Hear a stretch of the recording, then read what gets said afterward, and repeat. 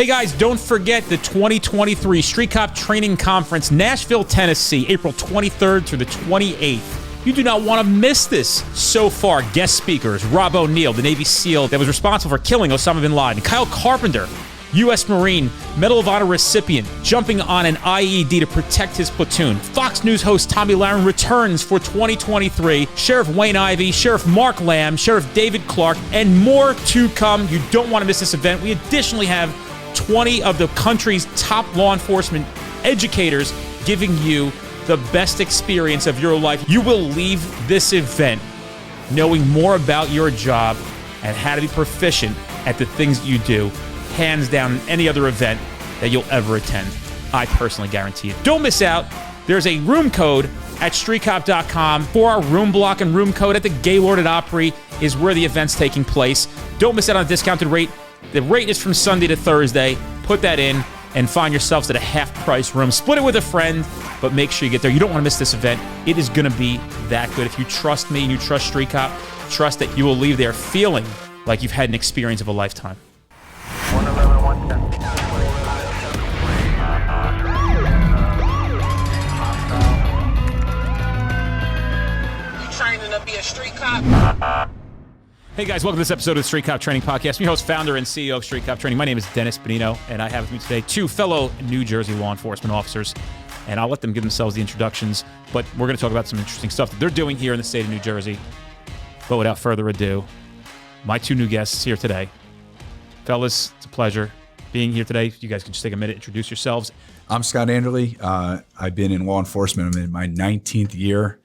I've been training Brazilian Jiu Jitsu for as long as I've been a police officer. I currently am a lieutenant, and I run the investigation division at my department. Matt Lechelt. I'm with the same department for 20 years, training the same amount of time as Scott in Brazilian Jiu Jitsu, about 20 years. Did you guys meet each other in Brazilian Jiu Jitsu? Yes, we did. Dude, what was it like 20 years ago into Brazilian Jiu Jitsu and like nobody knew about it? It was like a crazy underground club Yeah. of a bunch of weirdos. It was not what it is today, where you have all these polished schools.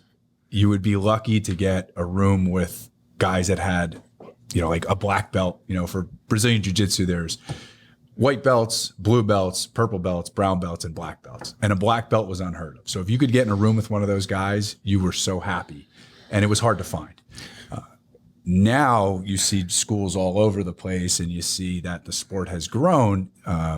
It's much easier to find competent people to train you. But back then, it was a bag of mixed nuts. So Matt was one of the nuts that I ended up in the room with. It was actually funny. He made the point that, 20 years ago, you'd show up to muster with like a little hickey thing on your neck from training, but you never talked about it at work. It was just like weird injuries, and you connect with another dude with other weird injuries. The first rule of Cop Fight Club is what? There is no Cop Fight Club. No fight club. Yeah. That really is. That's how it was. And if you competed, I competed a lot, and I'd get injured, and you couldn't say anything. And of course, like a Brazilian Jiu Jitsu injury, it's not like a cool black eye like you see in boxing.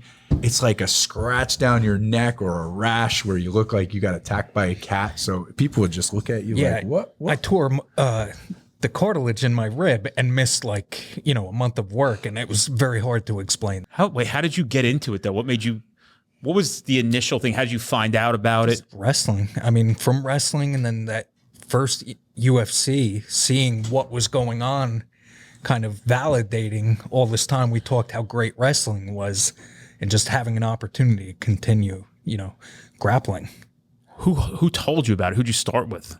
I started actually at Ricardo Almeida's in Waretown, I believe. I would drive like an hour and a half to this like racquetball room and just get beat up by skinny little people.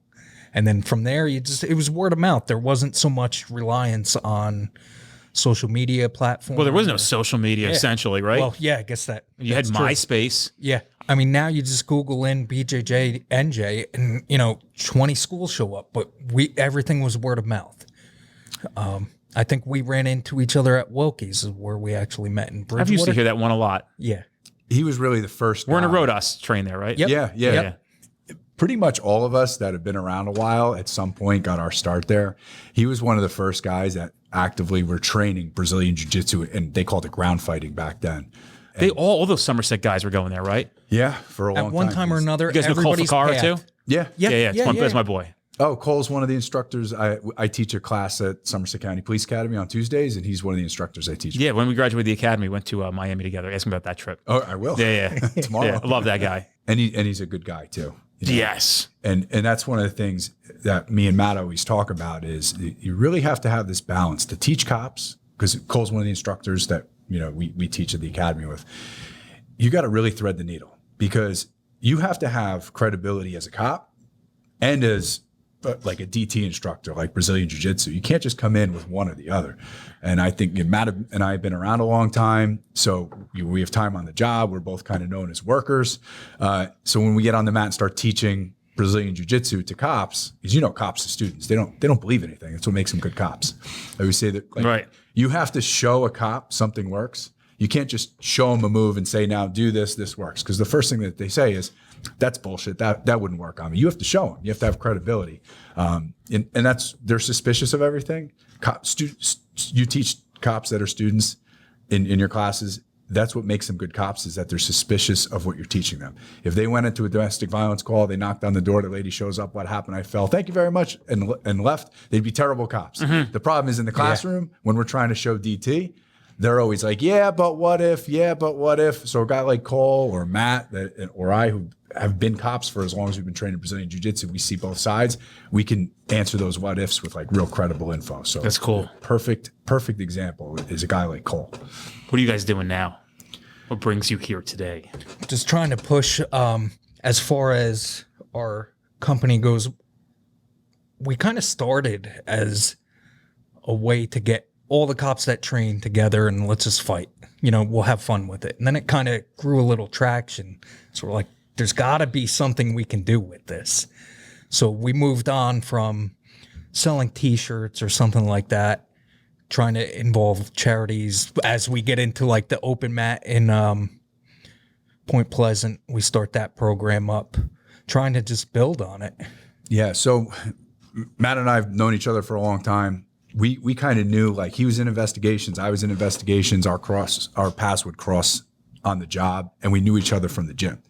And when you know a guy from the gym, you're training and sweating with him, he's like a brother to you. Yeah, I mean, there are guys from my gym that I don't know their last names, and I drop my kid off at their house. So when you have another cop that you know like that in another department, man, you want to talk about networking, you just cut right through the red tape. You pick up the phone. Especially today, like you call another department today, they're like, yeah, send me an email, verify you. It wasn't like that. Mm-hmm. So to have somebody where you can get a direct line when you need something, we knew there was value there. And we know a bunch of cops from all over New Jersey that train jiu-jitsu. So Matt had this great idea a little over a year ago. Hey, let's just get all the cops that we know that train. Let's just have one big open mat and just get them in a room and then have them meet each other. And we'll just have like this mega network of cops that train jiu-jitsu, like the Fight Club. But now we'll know each other. And we did one at All-Star BJJ, which is Matt and I's home gym. And it was amazing. And then from there, the concept, we actually created the company, and the concept just kind of grew. It's been pretty good. You know, through investigations, we have to reach out to other departments. But sometimes you kind of play roulette who you're going to end up talking to on the phone.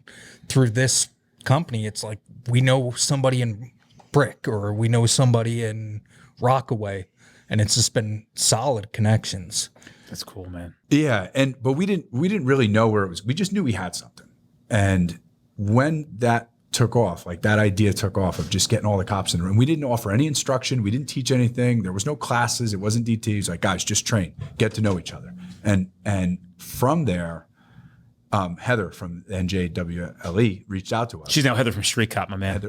Heather from Street Yes. Cop. But she was reaching out on She's behalf from both, I assume. I would say that. So she reached out on behalf of the NJWE. Just randomly, she saw that we had this company, which we formed, I think, in November last year. We had a pretty good social media presence just from people reaching, just trying to get people organized. We used like Instagram. And she said, hey, we're looking to do some sort of DT for only women. Would you guys offer that? And one thing about Matt is he always says yes. So he'll pick up the phone and tell me, this is what we're doing. I said yes. Okay. So our next open mat, we did one. Our plan was to do one a month at a different gym. At the next one, we had the NJWE bring in their women members, and prior to the open mat, we offered an hour of instruction. So Matt and I had to put together like a Brazilian Jiu Jitsu curriculum for cops, and I teach it at the academy, so I had a little bit of a base, but to really condense that into a curriculum of like 1 hour, we had to sit and kind of put our thinking hats on. And we're kind of more opening them up to the possibility of this is what you would see. So perhaps in that 1 hour, we're not really going through defensive tactics that they're going to be great at in 1 hour. But we're giving them, this is a gym, this is what it's like, it's comfortable. If you train here, this is what you'll continue to learn. Cuts down some of those barriers. So we don't have a home base, which is which actually is a really good part of our program. We go to a different gym. So after our first open mat, we knew we had something on social media. Matt put it out to all the Brazilian Jiu Jitsu gyms and said, this is what we want to do. We want to have an open mat for cops that train at a different gym every month. And we didn't know the response that we were going to get, but we were overloaded. I think we had 50 different gyms from all over the We're up to about 70 now. Reached out and said, have it here. We want to support the cops, because that's what we're looking for. Right. There's a lot of gyms, but when you're a cop and you want to train Brazilian Jiu Jitsu, at this point, cops know this is a good thing for us. But how do you start, right? To walk in to the local gym that says Jiu Jitsu where you don't know anybody and you're a cop, that's intimidating. We understand that. We didn't really understand that until we started this company of having the cops that do train get together. We understand that now. So what we did was we had these open mats at a new gym. And here's a perfect example is if I train Jiu Jitsu, I already do it, and you're my partner at work. We may work in the same jurisdiction, but we live on opposite ends of the state. So if you say, hey, Scott, I want to start training Brazilian Jiu Jitsu, you're not going to come to my gym. My gym is probably where I live. But where do I tell you to go? And how intimidating is that? Just go find a gym. So now we have a gym in pretty much we have 70 gyms that we can point you to say, I know this gym over here. The guy's a great guy. Go over there. I'll even go with you the first time, right? We're trying to eliminate obstacles for people that don't train. Are you guys doing this like for profit, or is it nonprofit? We're not good at that. We are not. So we actually tried when we initially started to make it a nonprofit, but man, there's a lot of rules and you could get in trouble with nonprofits. So we LLC'd the company. We operate, I like to say we operate happily in the red. We lose money every month. We were selling t-shirts online and we would bring somehow t-shirts. Making less money having sold the t-shirts. And we just give a lot of stuff away because it's not really about that. It's about getting people. It's really about furthering jiu-jitsu for cops. Yeah. Anything we can do to get those people in there and train, and making money was never really a part of it for us. So we just recently shut down our online store because you guys are the best. Moving forward, so good. Moving forward, what we have these open mats and we sell tickets through Eventbrite. But that's just really so we know how many people are going to get there. Do you have to sell them? No, they're free. Oh, they're free. But we needed a way to. We just wanted to keep track of how many. Do you people, think cops would pay $5 to come? We're going to find out. Not traditionally, because what we're doing moving on, starting in November, is we are going to pick a different charity. So not only do we pick a different school, we're going to reach out to the local union, PBA or FOP in that town, and say, hey, what's a good charity? What's something you guys are passionate about? That's cool. And then we're going to ask for like a $10 minimum donation for the guys to show up. We're not going to touch the money. The PBA will collect it and then they'll give it to the charity. Like, we just feel like we were getting so many people in a room that are so happy when they're there. Let's see if we can kind of do something with that. Because I think that first charity is they provide lunches to the kids in the Point Pleasant to, the lunch program or whatever. Yeah. Like, what could be better? I know. So we'll see how it goes. What's the sponsor a cop thing that I see all over the place? Adopt a Cop. Yeah. Adopt a Cop. Yeah. Yep. Yeah, that's Mitch Aguilar. Mitch Aguilar. He was a Navy SEAL. He's a big supporter of law enforcement. And he, just like us, when you're a jiu-jitsu guy, jiu-jitsu, it's just that you know that cops need this. And as a Navy SEAL and a guy, I think he's a professional fighter, he deals with training a lot of cops. And he's just like, how do I get cops to train? So his platform is really good. He that's a nonprofit you can donate to, and then he will sponsor a police officer to go to a school. So he'll pay the school on the officer's behalf. Another great program. That's cool. Yes, I've seen a lot of that. I want to make sure it's legit too. I mean, I'll support anything that. Yeah. As long as it's legit, I'm good. But I'm down with it. I've seen a lot of cops go through. The only requirement is they have to post to prove that they're actually training, which is brilliant. And a lot of guys, he pays them their way all the way to blue belt. Wow. That's right. Yeah, that's right. I've heard that. So, I mean, by then, that person's already hooked. Could be 2 or 3 years. Yeah, and they're going to continue. They're not going to just stop, but it's a fantastic program. I mean, clearly, there's a reason why you guys are so motivated. So why are you so motivated? What does jiu-jitsu do for police officers? It is the idea of being able to control somebody. And it's really hard to explain when you don't know, but there's this period when somebody gets in there and they train and they start to feel what it's like to be overwhelmed by somebody else and not be able to move. And conversely, when you learn a little bit of jiu-jitsu, and it doesn't take much, training consistently for 6 months puts you light years ahead of another person just by knowing the technique, by knowing certain. How many times a week for 6 months to get good? I think 1 to 2. Okay. Realistically, if you could, to separate yourself from the average person. Okay. You know, to get to a place where you really can see the difference from you the day you walked in to 6 months from when you see the new guy walks in. I think 6 months, because jiu-jitsu has become very efficient. Like we talked about the roots of when we trained. There was a lot of stuff that maybe has been filtered out. And now jiu-jitsu it's a better product now. So I think you can get better faster. What do you think about jiu-jitsu versus stuff that has traditionally been taught in police academies or at semi-annual training at the police department? You know, the get back. If I may. Yeah, go ahead. This is yours. Take this one. All of that stuff is pretty much nonsense. When we take BJJ just on its own, it is pressure tested constantly at high levels. If you watch the fights this past weekend, you have guys winning by using BJJ technique at a high level. It's being pressure tested. I have yet to see get pressure tested anywhere. And I've yet to see, an individual who comes up under the Safari Land camp of fighting win the title. It just hasn't happened. And if it isn't working there, it may not work where we're at. Yeah. I mean, I'm 42 years old, and it shouldn't be that a young 25-year-old kid who's wrestled Division I, who's a brick shithouse, it shouldn't be that I would be able to control him and easily manipulate this person on the mats.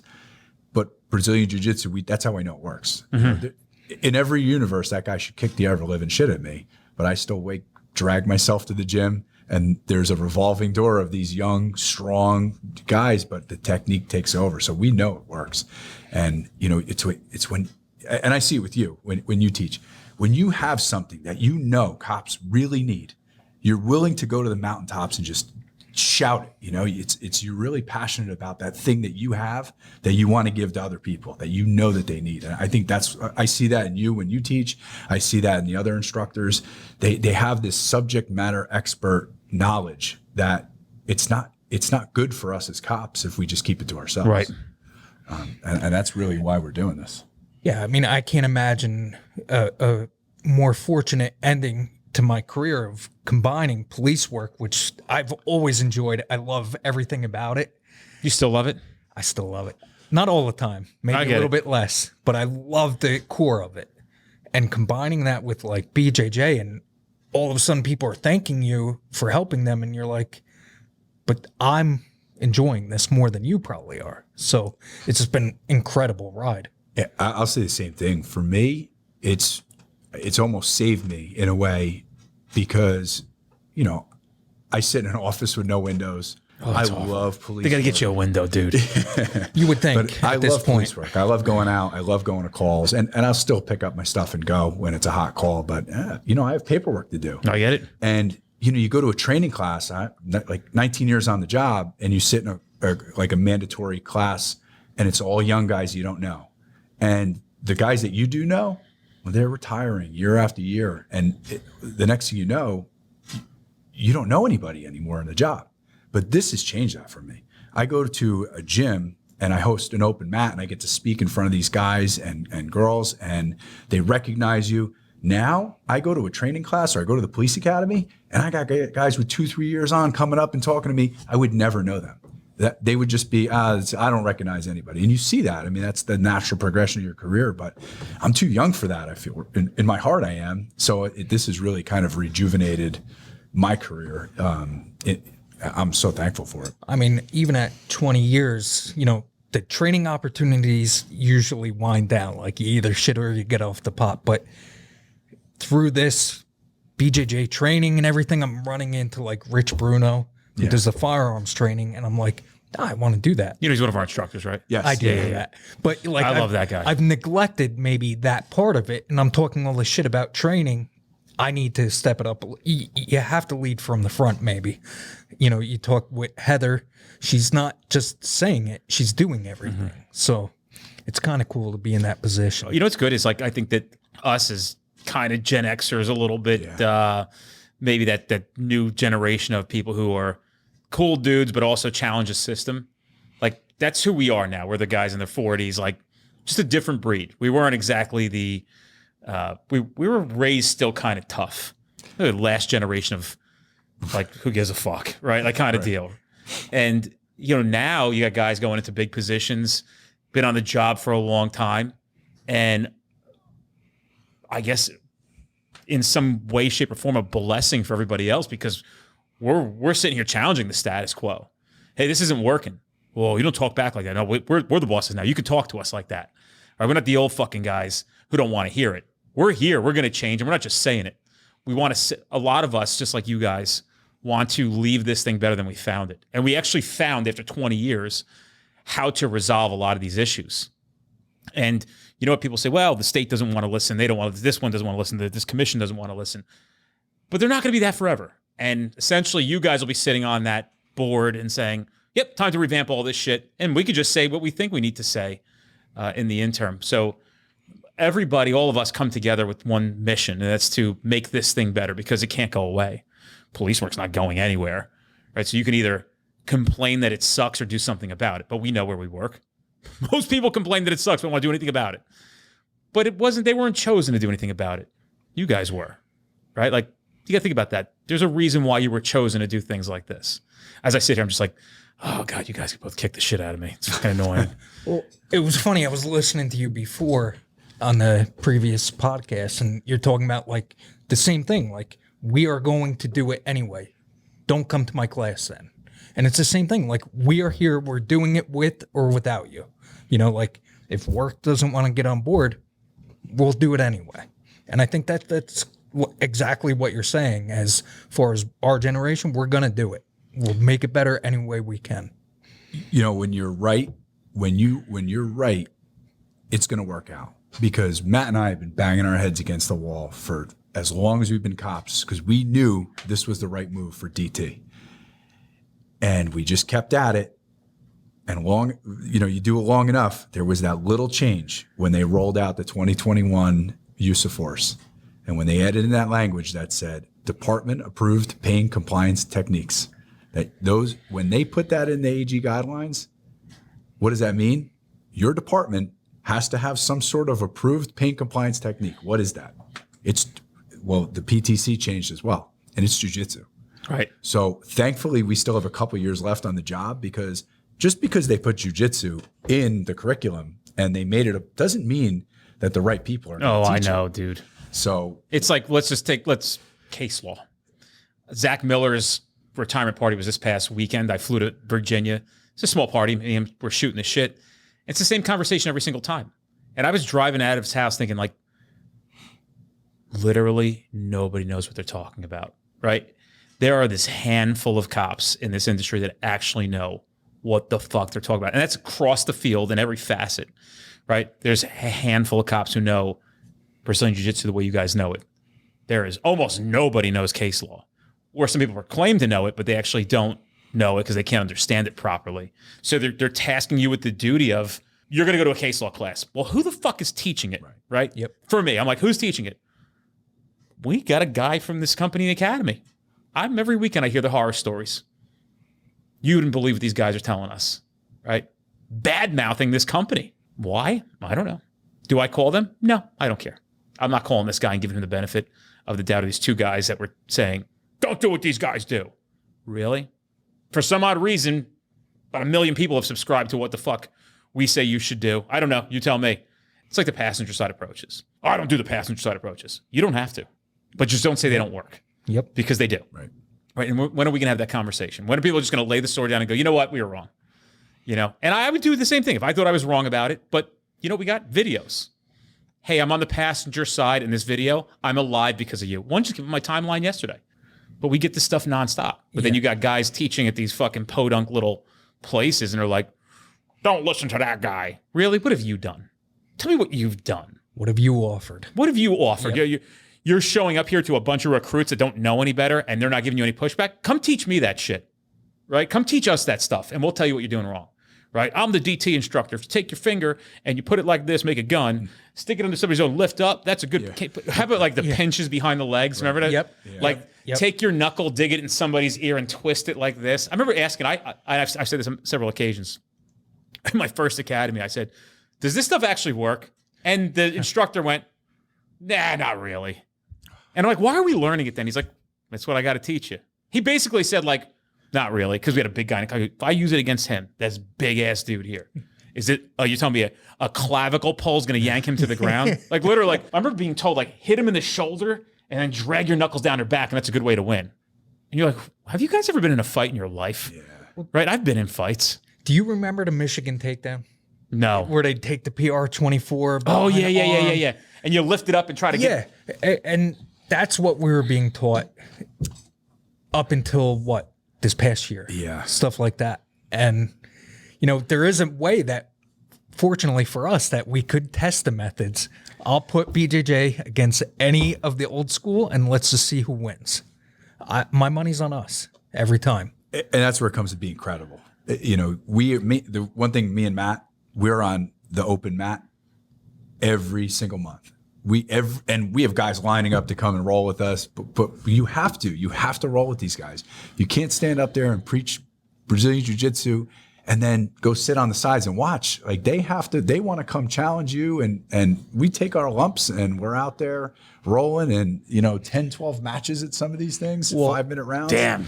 It's tough, dude. You know, but you have to, right? You can't sell a product that you're not willing to display. Sure. You know, or have the humility to say, maybe we were wrong, maybe we were right. Right. But this is what we know. And it was funny meeting Chad Lyman.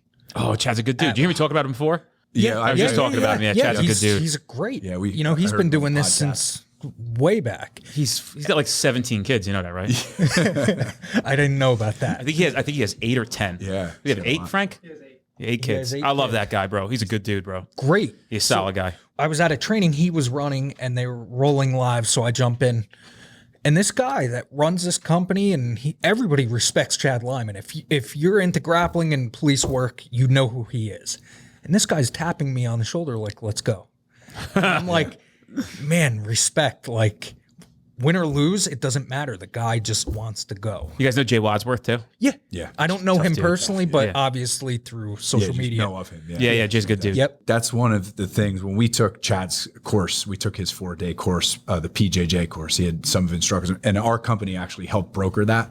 When Matt met Chad at one of the trainings, he said, we got to get you to New Jersey again. This stuff is too good. And we organized it through our company, and then we ultimately held it at one of the police academies. His instructors came out, and every lunch, it was a tough course. I mean, it was 4 hours in the morning of on the mats training. You get a lunch break, and those 4 instructors expected you to roll live rounds on your lunch break.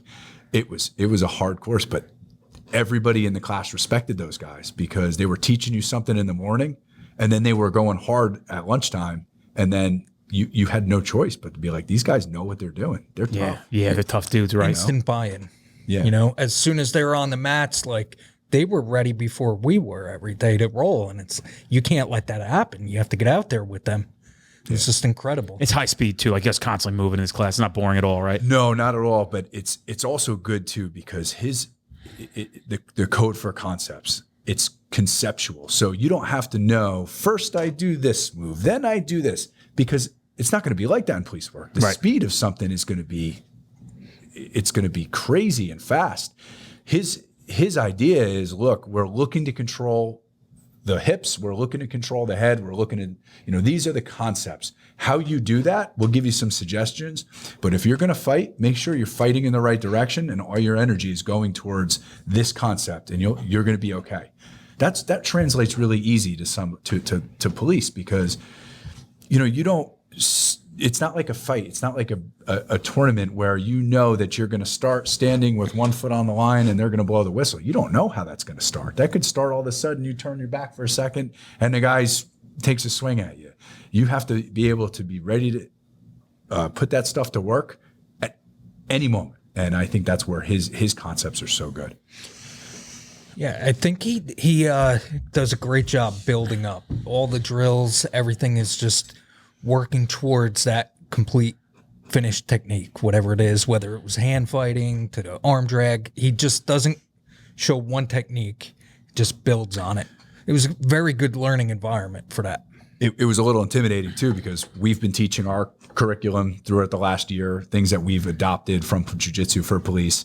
And then I teach at the academy maybe 6 or 7 years. And now you have Chad Lyman's crew where they're the best. And they're like, I hope I'm not doing something the opposite of them. So it was nice to see that there was continuity between, hey, those guys are great at jiu-jitsu and this is what they think is good for cops. And that's a lot of what we're doing here. Now, their stuff was a little, more put together and we learned a lot. But the great thing about Chad was, after the fact, Matt talked to him. He said, hey, we're going to do a seminar. Can we use some of your stuff? We're not like your instructors. And what did Chad say? Was like, whatever you need to do. He was just great about it. He was like, use whatever you want. Yeah. Use my stuff. He goes, I'm just happy it's out there. And I'm like, yes, that's what we're looking for. Yeah, sounds like me. Yeah. Guys always, I got a guy the other day. He's like, hey, I got to use, we're writing a program for recruits. I went, brother, whatever you got to do. You need videos, I'll send them over to you. Whatever you need, anything I can do to help you. I want people to be successful. Right, I've got to procure revenue at some point to grow the business. And again, when you understand how that works, I'm not trying to. No, we clearly don't understand. Yeah. But yeah, like once I can explain to people, like, oh, I see why you guys got to make money. Like, you want more cops to know this stuff? We have to make more money. Because it was just me, you wouldn't know what you guys know. There wouldn't be this kind of platform to reach all the hearts, souls, and minds of the police officers in the country, and actually nationally as well.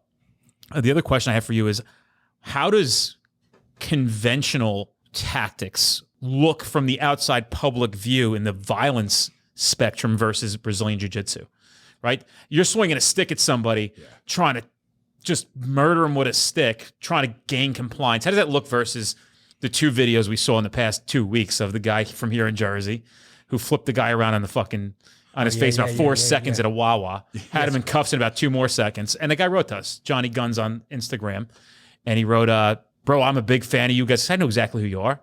And he said, this is why I train. See how fast that went? Yeah. And the girl in Chicago. Yeah. Pulled the that's hockey one of my great. favorite. That video well, it proves is a big point. Incredible. Right? It proves a big point. We know that it works, and we know that it's smoother too. And when I say smooth, not like action movie smooth, but like you said, when you're striking somebody and hitting somebody, first of all, there's people out there that can take a shot. Oh, you're gonna, you how successful are you going to be? How hard can you hit? And how hard can you hit? Because most people can't hit as hard as they think they can. No, right. I have those nightmares about that too. You ever have those nightmares like you're hitting? Oh yeah, Your arms are like hitting, like it's not and working. There's no right? effect. Yeah. Yep. And we teach, so one of the big takedowns, so there's all sorts of ways to take somebody to the ground in Brazilian Jiu-Jitsu and wrestling. But we found, and it was nice to see that the Chad Lyman agreed with us, and is a body lock takedowns where you kind of get in very close and you lock your arms around somebody's hips, because the hips are the engine of the body. So if you can control somebody's hips, and then you don't have to use a lot of athleticism if you off balance them to get them to the ground. And it works on all sorts of people. And it's great on somebody who's really combative, but it also works on, we're cops, we go to everything. So one of the examples I use when I teach it is this going to work on the crazy drunk who wants to punch your lights out? Absolutely. But can I do this to the 200-pound 8th grader who's going crazy in the classroom, and we got to safely take them down without hurting them? Absolutely. And I go in and I show. You can talk the whole time. Hey, look, I'm going to calm down. I'm going to put you on the ground, and I walk them through the move. Is this going to work on the 80-year-old lady who just sliced her husband's arm and now we got to lock her up and she's going out of control. Yeah. Can I do this without breaking her hip? Probably, because it's all about controlling. So I can turn up the gas on it or I can turn it down to fit the situation. You can't do that with a stick. You guys will just come over to my house later and just fucking do karate in the basement. I do have mats in my basement. I got mats in my basement too, dude. Yeah. You guys ever see my gym in the basement? I'll show you pictures. Yeah. Oh, I got a legit gym. It's awesome. It was worth its weight in gold. I mean, no different than probably putting some mats to roll around in your basement or your garage. Well, that's kind of one of the other things that we realize is with training, especially something like Brazilian Jiu Jitsu, to somebody who's never done it before, we got to remove obstacles. Like you said, I got to remove the 20-minute drive. I got to remove the getting ready, because if you're thinking about not doing it, one of those obstacles is going to be your excuse. So now we've reached the guys that are going to train anyway. They come to our open mats. So our next goal is, how do we get the rest of them, the ones that aren't training but probably want to? Because any little obstacle like that, the school is too far. They only have night classes. It's too much money. We can't remove all those obstacles. Right. So we kind of found a little bit of a workaround. It's been a little bit successful in New Jersey, and that's like departmental clubs. Yeah. So let's say I'm the Brazilian Jiu Jitsu guy that's going to train anyway at my department, and I want all the guys to train, and I tell them all the time you should train. They go, yeah, I'd like to, but excuse.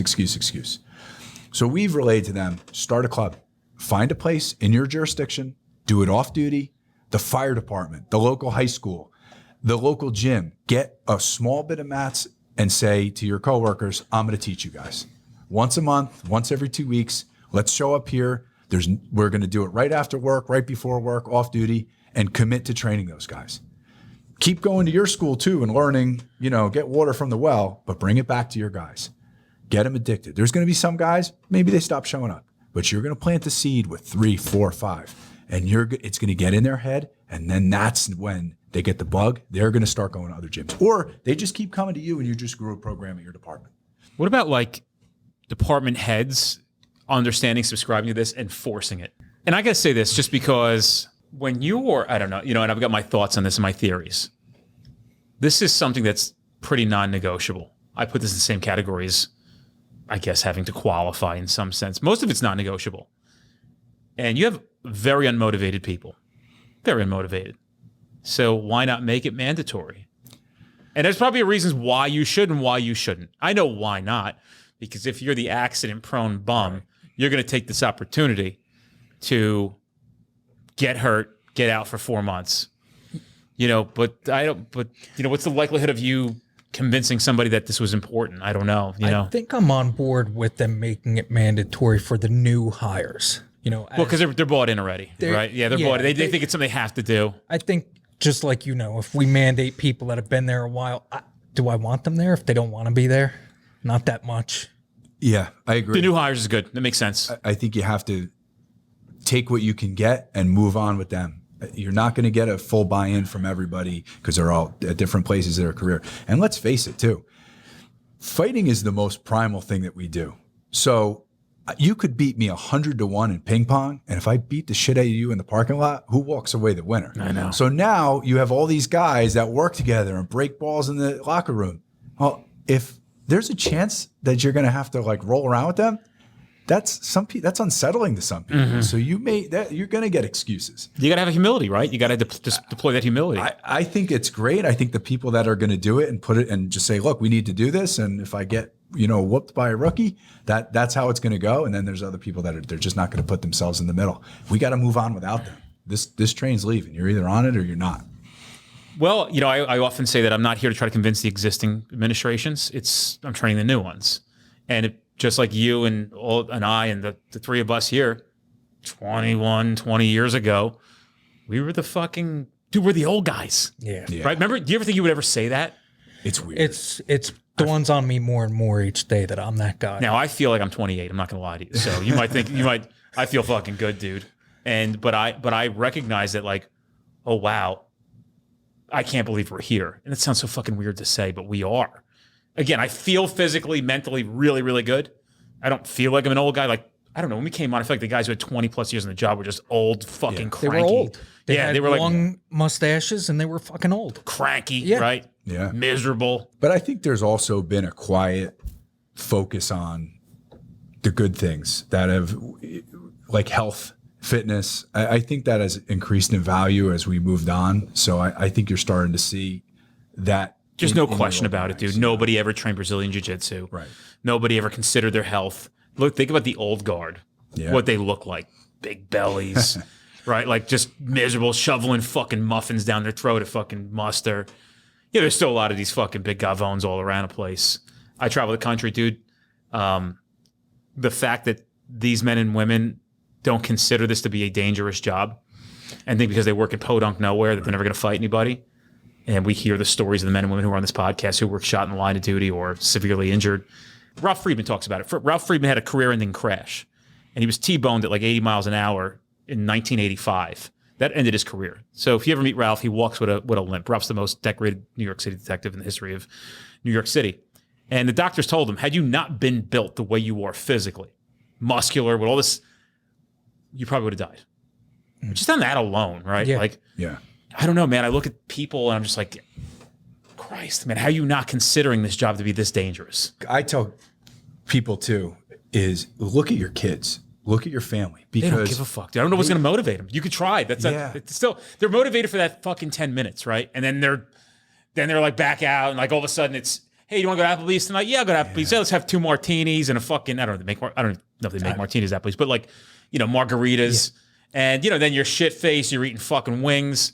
But then you come back to work, you're fucking 310 pounds, you can't breathe, you can't run. I think a part of the problem is them waiting for a motivation. Like that can get you started maybe, but to create a habit, you're just doing it. You're not waiting for some fleeting feeling. You're just doing it. And guys aren't doing that all the time. but it doesn't matter. The public expects you to know this stuff. Oh, I too. know. If It's a different time. like if you're the training guy or not to pick on training guys or accreditation guys, but if you have a desk job and you're out of police work in your brain, but you you pick up your breakfast burrito and some shit goes down, nobody's going to, I'm sorry, I'd only do accreditation. The public's going to look at you and say, you know, all that like cop stuff, go get that guy. There's never going to be a point in your career that you're not going to be expected from the public to know this. I know, so dude. why not know it? I always tell people, if you have the audacity to wear a uniform or stop cars, and you don't have the audacity to do a few of these things, you have no business being here anymore. I remember when you were talking at the NJ Women in Law Enforcement convention, and you had mentioned, you were talking about the asking the passenger for their identification, knowing the laws and stuff like that. It was very similar to what Scott will talk about is part of the problem is not knowing what you can do. Right. And it's making people hesitate, whether it's hands-on or taking action to get into the car and maybe find something in there. It's learning what you can and cannot do. That's a great point, because when we teach, we have to have context in everything that we do. Like I said, you can't just teach the move and expect somebody to remember it. But if I tell you, so when I start off with takedowns, I start from way out and I put somebody in a situation. So I say, hey, it's 12 o'clock. You're in a neighborhood. You see a guy walking down the street. He's wearing clothing that doesn't fit the weather. We're going to stop and probably talk to that guy, right? Okay, that's a field interview. What distance should we have from him? Can we pursue him if he runs? Can we compel ID? What can we do? And you start getting their brains thinking, oh, so I don't have much, right? If he tells me to fuck off, I got to fuck off. How far away should I be from him? And I said, generally, what I say is I want to be able to see his facial expressions. I want to see his hands. I want to see bulges, but I don't want to be so close that if he rushes me, I can't react. So I want to be, 8 to 12 feet. I want to be able to see all from his feet to his head without having to move my head. Now, let's say we get a call while we're talking to this gentleman. Down the street, there was a car burglary. The caller said that it's a male suspect wearing a hoodie and shorts. And she sees him on the ring camera 10 minutes in the past. Did this just change? He matches his description. Now, can I compel ID? Can I give reasonable commands? If he runs, can I pursue him? Yes. I now have a detention situation. What distance should I be now? Where should I stand? Not face to face, maybe off to an angle, right? What can I do with this person? If he's combative, can I give reasonable commands? Or if he's not listening to me, can I give reasonable commands like have a seat, sit down while you're in this detention? Yeah, so we kind of work in a little bit of the law because I don't want to see that hesitancy. I want to see somebody using command authority because they know that they can. And I think that's part of the problem. You can teach this stuff all day, but if you don't know where it applies to your job, it's not going to help you. You're going to hesitate. A good cop is a well-rounded cop. Yep. You know, I always tell these guys who want to do interdiction, I'm like, you know, how often you guys rolling around on mats? Right, do interdiction all day. That's great. It's the best kind of police work. Changed my mind. Right, to go out and if you're not an interdiction officer, what kind of officer are you? That's my question. Because interdiction, quote unquote, is a police officer who goes on the road and tries to stop crime on the roadways. And we know that crime is always on the roadways. Yep. So if you're on the roadways and you're not stopping crime, what kind of cop are you? That's my first question. So that's great, and you should really have pride in that. It's a blast and it's fun when you learn that game. It's a lot of fun. But how good are you with the gun, right? How good are you with the law? How good are I watched the videos. Guys are like, what do you think of this job? And I'm like, yeah, great job. When did you think you needed to read Miranda? And they're like, what? And I'm like, yeah, no, because I know when you did. Right. Well, what do you think? I mean, the guy was under arrest. Well, I don't know, he found 10 pounds of cocaine. And you started asking him more questions about the cocaine. There's only 914 pieces of case. Let's say those questions were no good. But, hey, roll the dice, man. You don't have to go to take this training. Keep going to fucking classes that put you on a creeper and slide you under a car to look for fuck. Like, guys, this is real stuff you need to know. And, like, how good are you in a fight? You're out here by yourself on the side of the highway. How good are you in a fight? How good are you with those guns? And all this stuff is important. So if you're a person who likes to go out and be proactive, which I imagine most people who listen to this are, great. But like, don't forget, maybe take a move and shoot course once a fucking year. At least get some principles down. The best thing I ever took was a move and shooting course. And that was at the Federal Law Enforcement Training Center. And what it was is a guy, and I want to implement all this stuff that I discovered over the years. Guy sits behind a piece of plexiglass. You got sim guns. And this course is lined up like, almost looks like an abandoned city street. So you pop up, you shoot him with your sim gun. You go down. You pop back up again. He smokes you with he'll hit you right in the fucking face with the paintball gun. Right? So he shoots a paintball gun, you're shooting sim rounds because it's got to mimic a gun, right? So I got my fucking teeth kicked in. And I said, why did I keep getting shot? He goes, we're going to run you through the course a second time and show you the difference. He goes, because you kept coming up at the same place. There's a move and shoot course. If you go move to a different place and then re-pop up, that's what we're trying to teach you here, that you probably won't get shot in the fucking head. If you're predictable where you're going to pop up, I mean, and think about that. How many people are thinking about moving and shooting in a gunfight? Nobody. No. Why does nobody know that? Why does 99.9% of cops have no idea that if you're in a gun battle, moving and shooting, even if you have a car for cover, going from one tire to the next tire, if you possibly can, and just popping up in a different location might save your life? Why is that not shared? I remember going to the police academy where we talked about it. I don't want to say it. I always tell this story in class. I got a guy. This is your instructors at the academy. This guy's no fucking business being an instructor. But I remember this scenario because where I worked before this, we had scenarios. I was on the team that helped design the scenarios. But now I'm a recruit again in New Jersey, which fucking blows. So I walk up to the car and the guy's got a gun in his lap. I draw my little fake gun out. I go, hands up, gonna work and see him, keep your hands out of the car, right? Grab my radio, start making radio contact, I get the gun right at him. Oh, out of roll.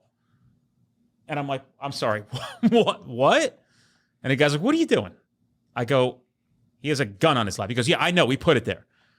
He goes, you need to retreat back to cover and go into a felony traffic stop. I went, so you want me to give up all this ground I've gained where I can see him with the gun? This is my hand to God on my children. This is what he told me. He goes, yeah, you and your fucking, this town you work for, he referenced it. He goes, the shit that you guys do down there. I go, and I'm saying to myself, I can't believe this is the academy. I can't believe this guy just told me to get myself killed as a recruit. And I'm like, if I didn't know any better, right? If I didn't know any better, I would just be like, oh, okay. So in the future, if this ever happens, I'm running for my life when I could have just had my gun on this, trained on this guy. And if he goes for the gun, I can just smoke him. Right? No, run back to the car, open the door, and go to a felony traffic stop. You're going to get us fucking murdered.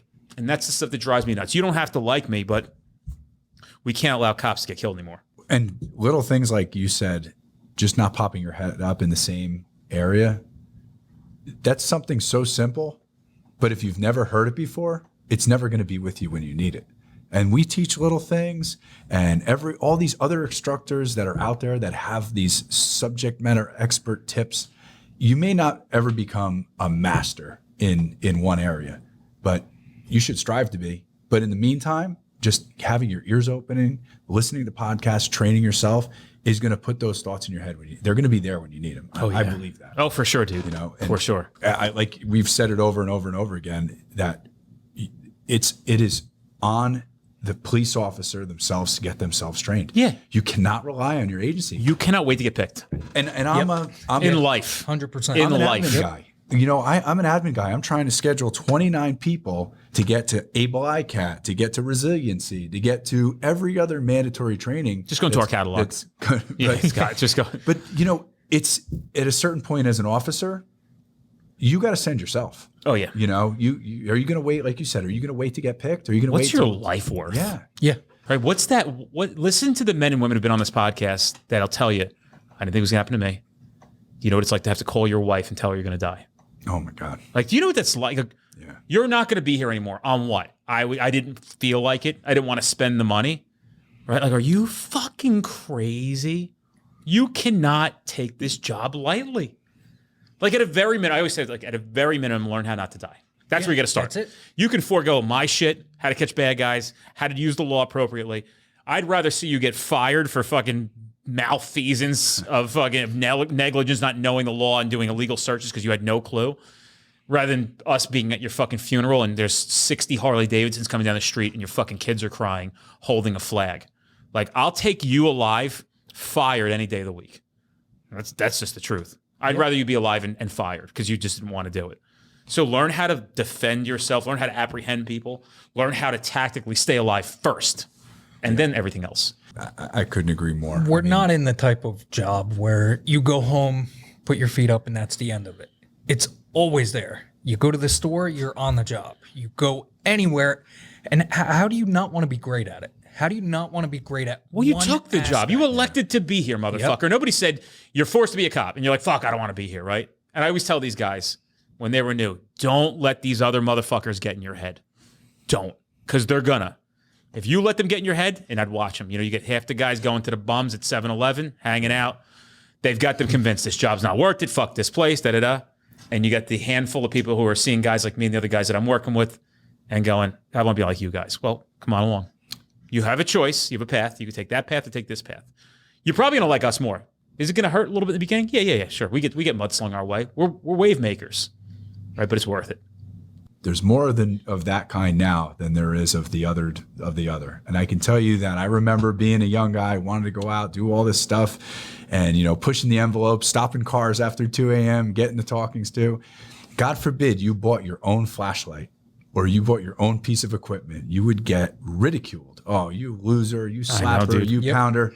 Now I see these guys, they're like, look at this cool flashlight that I just bought. It's $187. You bought your own flashlight? It's $187? They're into it. And there's more of them now than there are the guys that are going to make fun of it. Because of guys like you and I and organizations like this, dude, because somebody had to fucking step up and do something, you know? And everybody else, by the way, too, whoever has credit to this as well, to make police work cool. And listen, don't listen to what people are telling you about who you are or telling you what your future is going to be. You know, then there's a lot of things you can make. Nobody's got you handcuffed. Yep. You don't like where you work? It's never going to change. Things don't look good. Who says you got to stay? You don't like police work? This is not for you. You don't get to stay here. We don't want you, right? Don't stay because you need a job. Start actively look on Indeed. You know, people are cool. The recruits and new hires are people that have time on the job now. They're such a commodity now. You know, all these agencies are looking to hire constantly, and it's gone from, you know, where you'd graduate the police academy on an alternate route and you were hoping to get a job. Those people are picking now.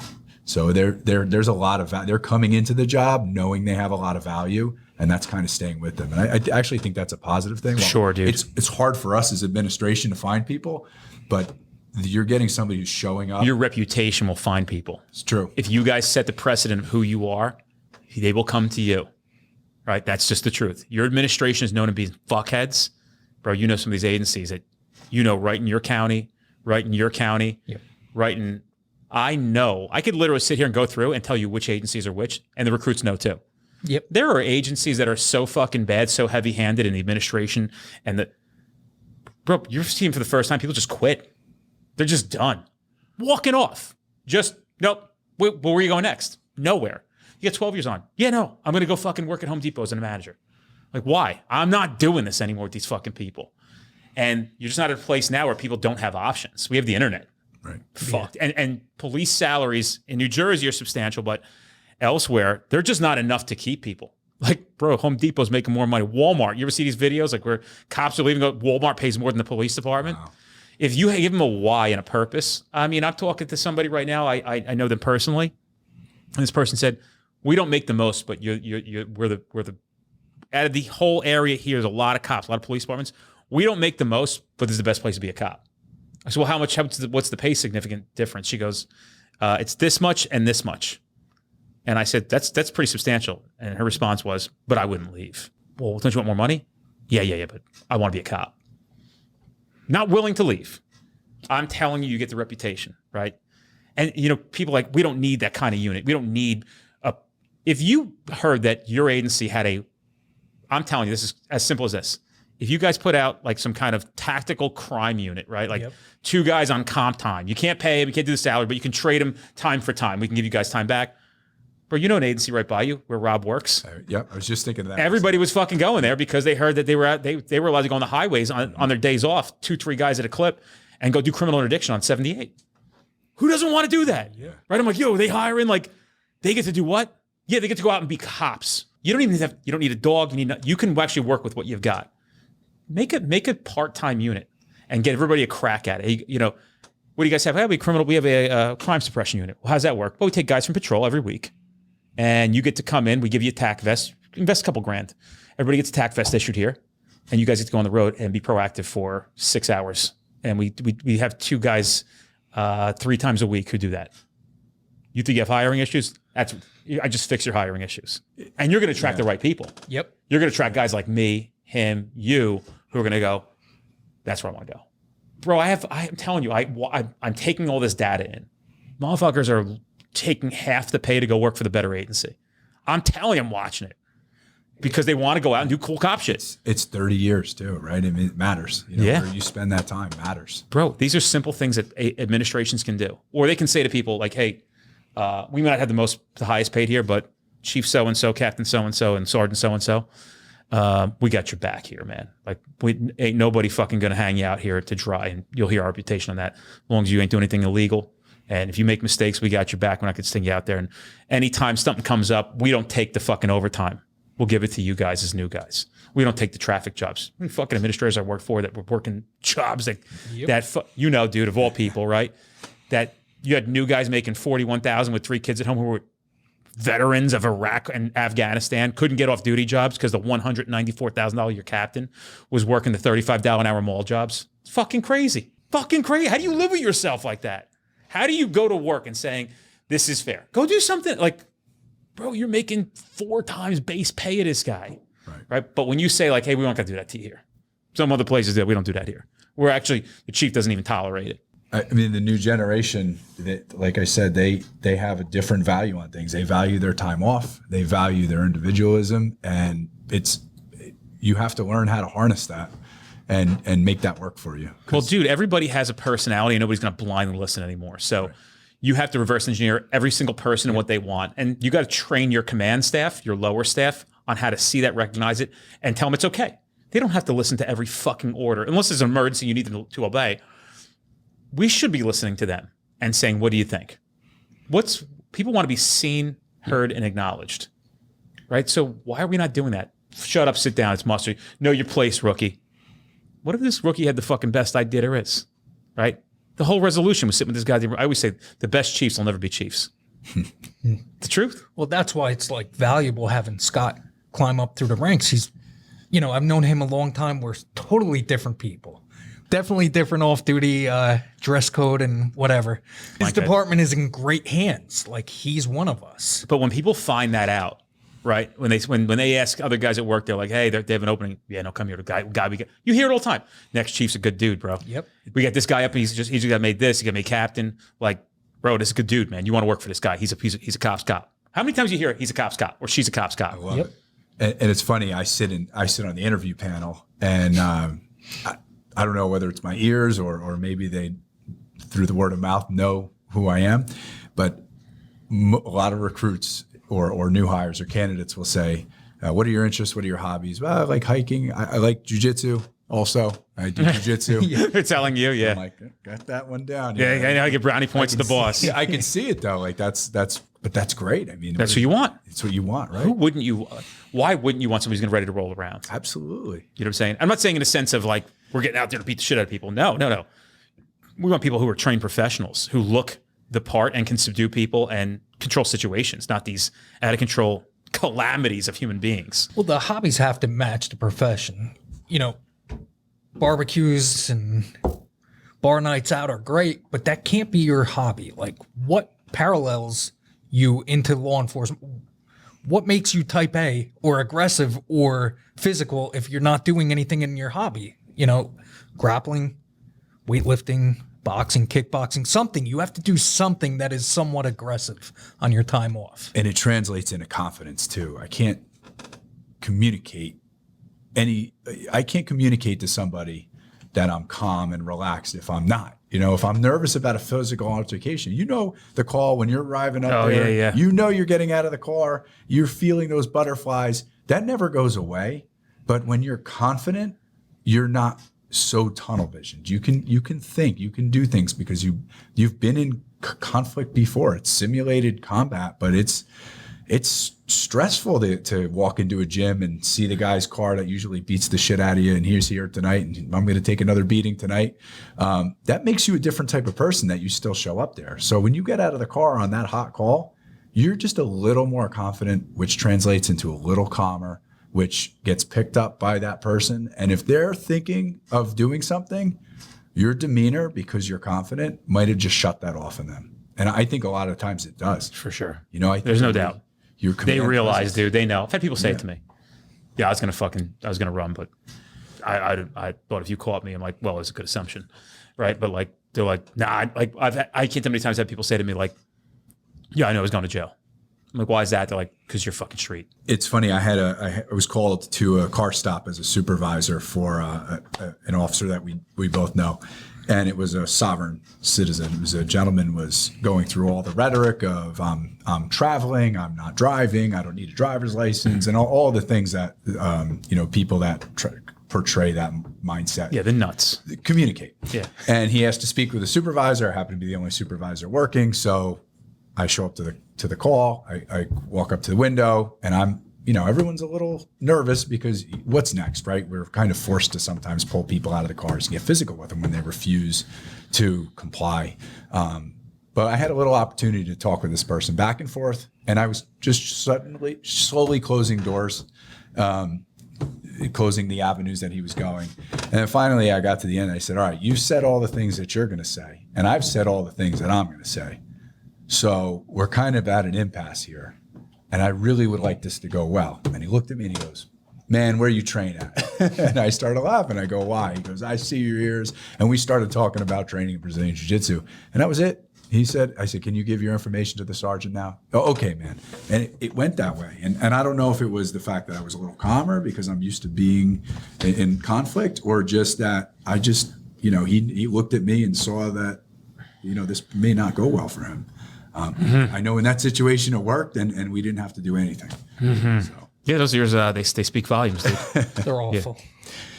Yeah, they're not great in wedding photos, but do they hurt? When it gets cold? Yeah, because my brother-in-law's got him too. Tough kid. Yeah, it's ugly and it's weird. It's not everybody gets it. It's just the shit. Oh, I mean, most people know what it is now. Know what it means. It makes haircuts awkward. Yeah, I get it, dude. I get it.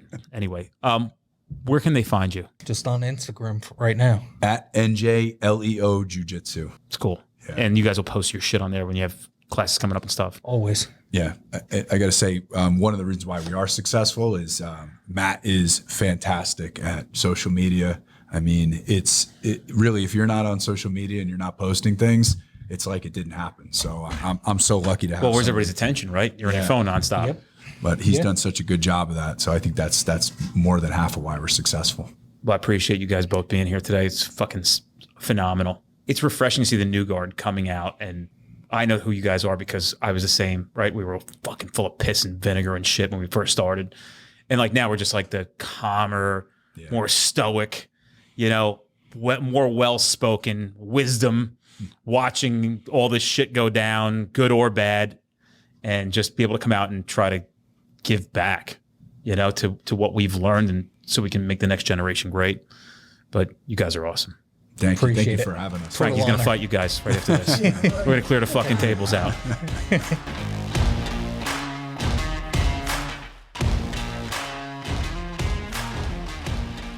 Guys, if you're in an area where you're trying to get to our classes, but we're not close to you, fret not. We actually have on-demand training at streetcop.com. You can take that course online right now, and then you could attend that training in the future at no additional cost. You can redeem your voucher, so you get 2 for the price of 1. We don't want to deny you the ability to take this training now, especially knowing that it can keep you safe, at a very minimum, putting bad guys in jail where they belong, and at the maximum, going home to your family. Check out streetcop.com for that offer.